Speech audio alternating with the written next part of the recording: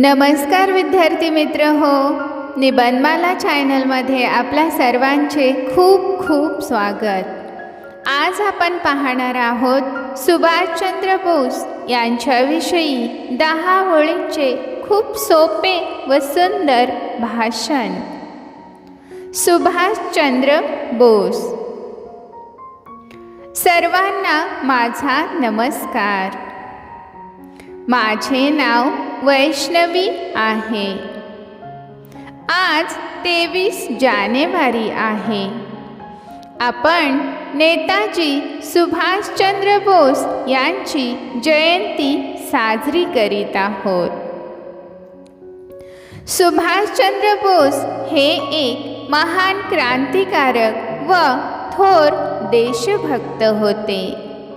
त्यांचा जन्म 23 जानेवारी 1897 रोजी कटक येथे झाला।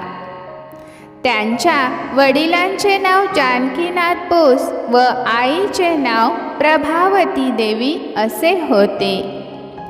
त्यांनी तुम मुझे खून दो मैं तुम्हें आज़ादी दूंगा ही घोषणा देऊन भारतीयांना प्रेरित केले।